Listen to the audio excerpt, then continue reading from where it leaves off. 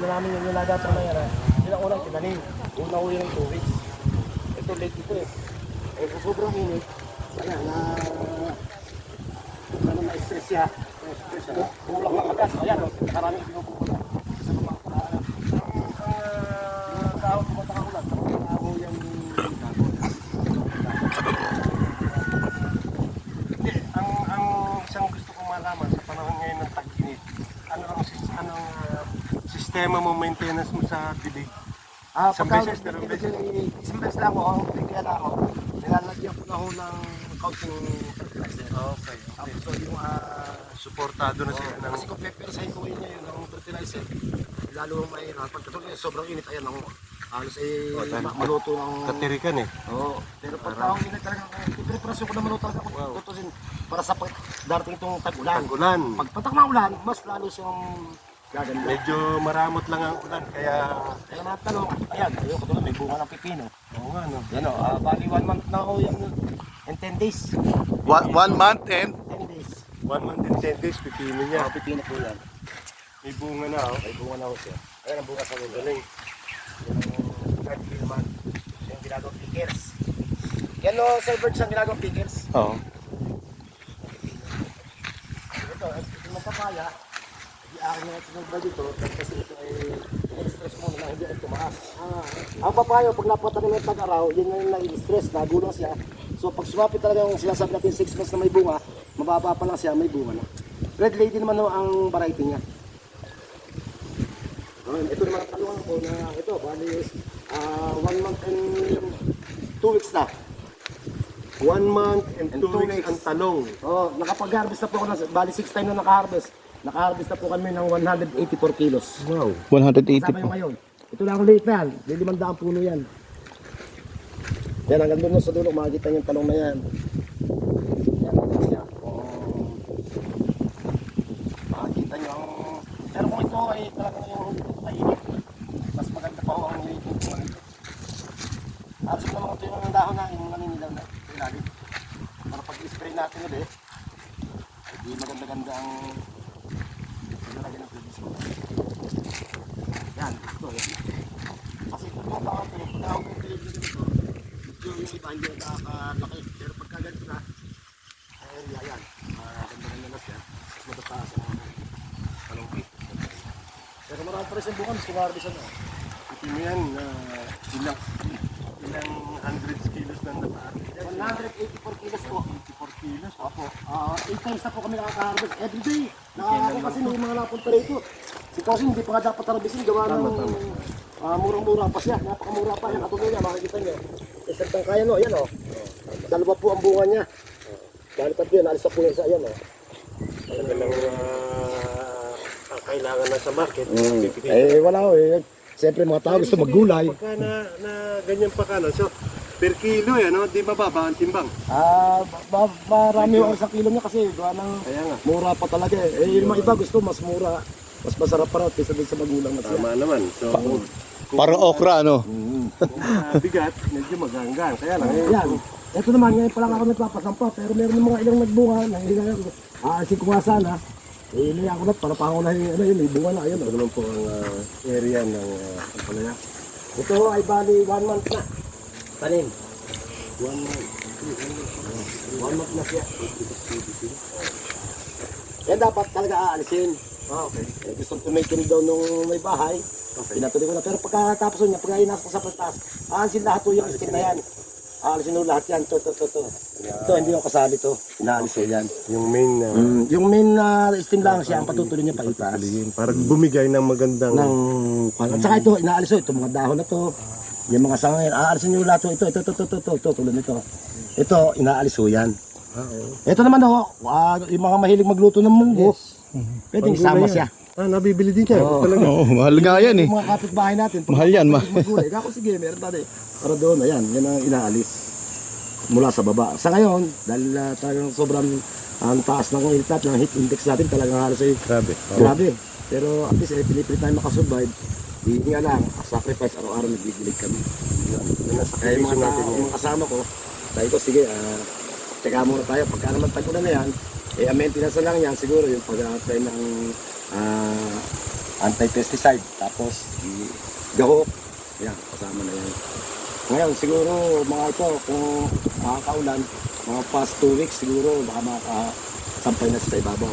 Pero ako sa aking karanasan, sa loob ng 2 buwan, na-harvest ako ng panay. 2 buwan tanim, Sa loob ng 2 buwan tanim. Kasi kailan na. Oh, kasi may tubo na to, isang buwan pa lang meron ng... Meron na po siyang bunga. Pero Bunga. dapat yan, hindi pinatutuloy. Kaya lang ini-stress ko muna siyang ganyan. Ang presence mo pa sa ibabaw, mas pag-apply ko ng fertilizer, mas maganda siya. Kasi yan, katulad yan, may mga bunga na siya. Yan dapat, hindi ko talaga pinatutuloy. Inaalis ko yan. Ginugunting yan o kaya kahit tanggalin na lang siya. Yan, yan hindi ko kaya talagang patuloy. Lalong nahihina ang pagtaas ng ampalaya. Baba yung talong pero malalaki ang ano. Itong tanong natin ito, halos siguro po, kung talagang uulan, lalo mas maganda. Mas lalaki ang area niya. Hanggang hindi pa naman natas ang aking papaya. Bais, ito yung mga ube. Ito po yung mga ube na nakita nyo sa harap doon. Yan po ang mga ube. Yung siguro nakita nyo una kong tinesting doon. Nagpasibol na ako kung nakita niya agapang. Oo. Kanina. Okay, pwede yung picture ng ube ko doon. Ito yung dating poultry. Ginawa ko sa poste ng mga poultry. Siya kung ginawa ng pamusin ng balag. Oo, parang Para pamba. mas matibay siya kung dating ng tagbagyuan. At least baka kalarusin ng maganda. Yan ang nabi ko lang yun. Sinunod niya na po ito sa buong pag. Nakikita po Ito natin yung mga naging bunga na yun. Pagkabasa na yun. ang pagkakatrabaho ay talaga pong may sistema. Kaya po gumaganda ang karamihan. Ayun, sir, birds na yung iba. Meron nga sir, sa Santangkay, 2-3 bunga. Kaya nakakatuwa rin naman ang ano natin pagtatanim. Magiging inspirasyon po natin ito. Sipag lang po at siyempre mamumuhunan. Kahit mainit. Talagang pinangalaman ko talaga sa pinitan. Talagang napaka mag-alamot tayo ng tag-araw. Medyo may sakripisyo. Patag-ulan. Ito ilang buwan na to, Bais? Ay, ano po, huli po yan. 2 linggo pa lang po yan. Huli ito. Yan o, yung mga namatayan na nasobrahan no ng kwan, pinaltano namin ngayon ng tanim. Bago pa lang po yan. Pero may bunga na. Oo, meron na siya pa. Kasi ang talong mo pagka sobrang init talaga, nagiging mabunga siya. Kaya lang, hindi makalaki masyadong malaki. Wala na sobrang init. Dahil itaas na natin. Ito, tulad yan, dapat yan, malalaki na yan. Pero dalawa siya. Yan, yan. Dalawa na kaagad sa isang puno. Isang pantay po. Nagkakaroon siya ako dyan, 3. Ano ang size ng area na ito? 2,900 square meter lang po ito. 2,900 Square meter. All 0.29. 2.50 na ito. Isang araw ko nag-harvest may naiiwan pa nga. Ang nakikita ko pong diskarte, ito pong ating Ayan o, meron na pong sibulong. Ito yung sa ube. Ang siding niya, silbing bakod, nilagyan niya po ng ube. Ito pa ang pangalawa naman ng ube, ayan. Ang pagkapangan ng ube, Yan, ganyan ka pa siya, diyan siya gagapang. Kasi kailangan makagapang siya para lumaki. Kasi pagka ang ube na po talaga, doon kaya hindi makagapang, maliit ang nagiging laman. so Yan ang natin. gamit po lahat ng space. Hindi ang tingnan mga hula namin dito, hindi ube, kailangan Ito makita pa rin rin. ang ating magiging problema. Tulad ko, express ang papaya.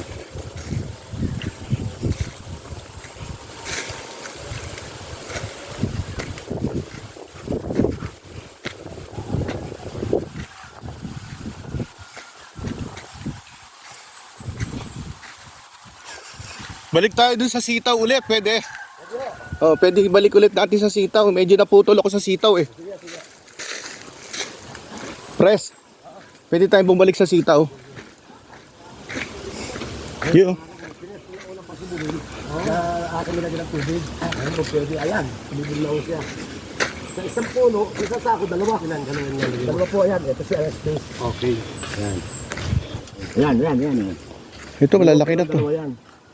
So, ayan. Ano po yung nagkasibulwa. Pure na ubi talaga yan. At maganda raw po ang variety, pure ube.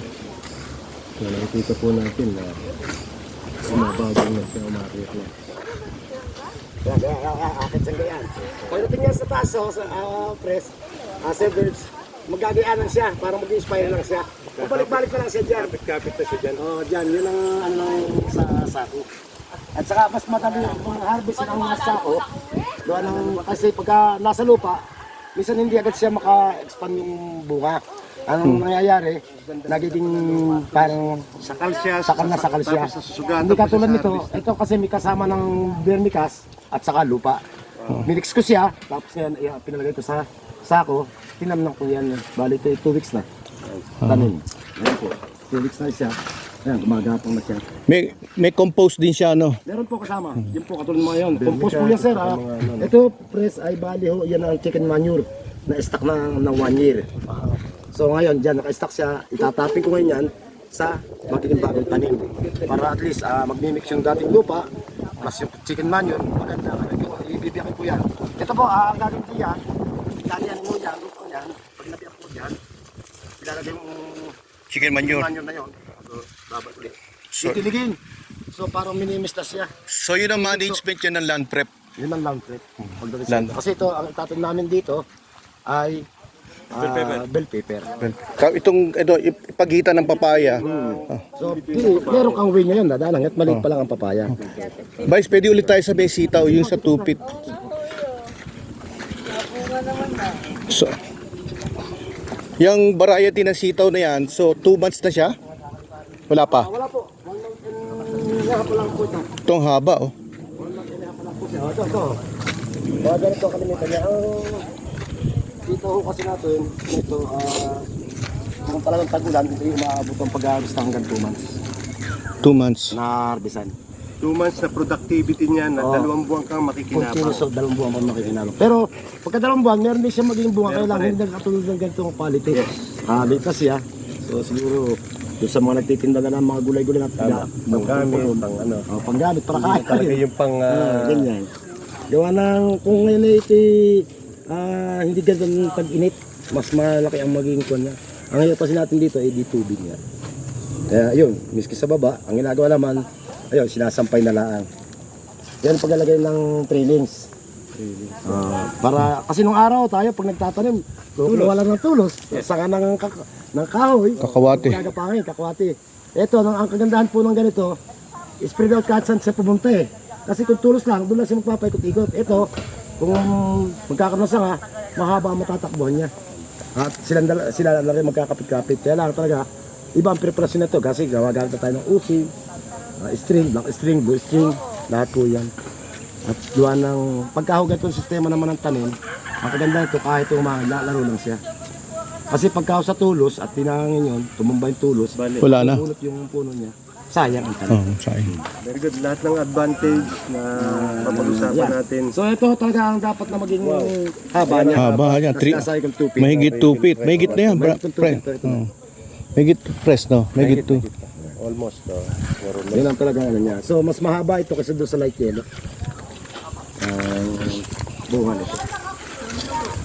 So, ito naman, pagka umulan, igagarden ko yung gagawa ka niyan. Maging doble ang lapad. Ito halos ito yung aabot na ng ganito ang lapad ng garden niya. Ang tayo yung umulan na. Umulan na, may gahok na siya, matabunan yung Pag alis nito, ang susunod ko na rito ay kamatis. kamatis naman. Ang pinaka cross cropping niya. Oh, yung Ang sitaw. Sa month of September, tatanim ako, pang December. Yung tinatawag na crop rotation. Crop rotation. Kasi pag lagi ang iyong maintain at hindi mo i-cultivate ulit yung lupa, hindi ka na makakapagpabunga ng ganito kaganda ulit. So alternate ang gagawin natin. Yung nga sinasabi sa works na season para gumanda ang bunga. Kaya lang talagang mahigpit talaga ngayon yung paghalaman. Sa sobrang init, hindi natin halos ang tawa na sa init ay lalo pa ba itong halaman. So yan, katulad ng ginagawa ng isang tao kayo, akin na siyang taas yung lupa. Akin na pinasisimag yung gahok na siya. Tapos para pag-apply namin ng tubig uli, yung tubig mamimitin na dula sa puno, hindi siya sa tapon ng tapos. Itong basa niya, kailan siya dinilig? Kahapon kanina? Kanina lang po, umaga. talagang natutuyo ka agad. Ano? Sa bilis po, kasi sobrang init po, napakabilis po niya matuyo. Parang yan ay pang maintenance lang na siya ilaging basa. Maintenance na medyo moist siya, no? Kaya ang ginagawa ko ngayon ay drenching. Yung fertilizer sinasama ko sa tubig. Tapos sa bawat isang puno, isang lahat lang aking pinapalagay. Vice, mga ilang puno tong ano mo ngayon? Itong sitaw Ito mo? po sitaw ko ay bali 3,000 po ito. 3,000. 3,000. Tapos yung Sa puno po, dalawa. Bali, 6,000 pieces na seedlings. yung ano yung pipino, Ang pipino ko po is 600. 600 seeds lahat. Ganun din po ang ampalaya, 600 din. Ang papaya ko naman ngayon ay 300. Okay. Yung siling panigang at saka yung talong, tigpa 500. Sa nakikita ko, Yung una mga aking ngayong ubi na tanim, 500 yung sacks. Yan, ayan. 500 sacks yan. So dalawa ho ng dalawa. Ang lagay ko sa bawat isang sako. Para at least pagka kung nalaki lang. Ito kasi 8 months lang, haharvesting ko na eh. sa loob ng 8 months, more or less, anong expected kilos natin for 8 months? Siguro sa bawat isang sako makakakuha tayo hanggang 6 kilos. Wow. Eh magkano isang kilo yun sa market? Sandaan? Sabihin natin no ay 40 pesos lang to 50. So magre-raise tayo ng 300 sa bawat isang sako. Sa 300 no, adi bali Pagkaan gaya mo matangkad, ayan, itong ubi ang November and December. Harvesting ko yan. Kahit mga 5 kilo lang, okay na eh. Then, nakikita ko dito sa sitwasyon ng production, may dinatnang kami dito, mga namimili na. Hindi pa naman, ibig Hindi sabihin pa naman agad na tatandaan agad. yan. So wala pa tayong problema sa Wala pa. marketing. Pag talagang mataas na yung ilalabas natin na production, sana hindi na ako kaya na dito sa atin. Siguro imamarket ko na sa Tsaka ano, palengke. sa dumadami tao, pinukulang ang pagkain, sigurado ko, hindi tayo magkakaproblema umaga, mula ako 7, sa market. napakarami na nagpunta rito na namimili. May mga, yung iba naman, paninda. Katulad kahapon ang in-out namin ay 20 kilos na talong. Isang tao lang kumuha nun. Pagsapit ng alas 10, bumalik dito. Kung meron pa rin ma-harvest. Ito po ay isang motibasyon sa ating mga magsasaka. Nandito po kami sa sitio Cubao, sakop ng Kabulusan po ito. Nakakatuwa at talagang masarap mamasyal dito. Nakita natin ang sipag ng ating kasama si Vice dito at ang busilak. Ito ay patuloy namin gagawin. Iikot kami, titingnan namin ang site ng ating mga farmers. At bilang po tayo nakikipag-ugnayan sa DA, titingnan natin kung sila ay ating maaabot at sila na may mga programang may tutulong ay sana Sana tayo ay Isa mabigyan pa nila. ako, sana yung ating system natin ay magmaayos. Todo ngayon, ang tulo rito ng tubig mula ho alauna ng hapon hanggang alas 6 lamang umaga. wala na nga ngayon. Wala na ho tayong tubig. Ngayon wala. Pero kung nag-ooperate sana yung ating irrigation, Yan. mas maganda. Kasi si servers nung nakaraan, alam ko, may mga production siya kailangan ng tubig. Kasi irrigation lang gagaling. Nung namatay ang irrigation, napakahirap talaga ngayon. Baka sustain na kayo makapagtanim ng maganda lang. Gagawin natin ang pakikipag-ugnayan para maipaabot ang problema sa patubig. Sayang kasi, sayang talaga. Napakaganda ng tanim ni Vice President Lito. Napakaganda. Sana. Irrigation natin na. Sa ngayon ay ang aming siguro naging income ngayon dito sa loob ng video ito ay nasa sa 10% pa lang ng aming capital stock. Dahil bago pa lang naman. Tama. Siguro pagka naka 2 months na kami nakaka-harvest, mas Nakikita na namin kung ang malaki naman naging gastos namin dito ay ang land preparation. Dahil kasi napakabigat na kami nagsimula dito. Wala ako sa lugar dito. Walang sakot yan, patako. Marami kaming alis. Katulad ng lupa ngayon, ang gitna po niyan, nung hinukay po namin yung buga. Ito yung mga adobe. Ito po ang May adobe. lupa na nanggaling dyan sa garden na yan. So pinalitan ho namin siya ng ibang lupa. Yung matabang lupa, yung topsoil, kinuha namin. Adobe pa yung iba. Sa garden. Ito ang dati niyang lupa. Kaya ginawa namin paraan para yung space magamit. Yun ang aming ginawa. Hindi talagang yung nasabi niya, sipag, tiyaga, takas. Kaya ako, minsan, umaga pa lang, hindi na po kong araw. Ito na naging unang bahay ko bago ko makain. Kaya na rin ito. Mas kito pa ako ng tao, dapat kapatid ako. Relasyon ko mas kilala ng anak. ang gawin isang tanong kay Vice.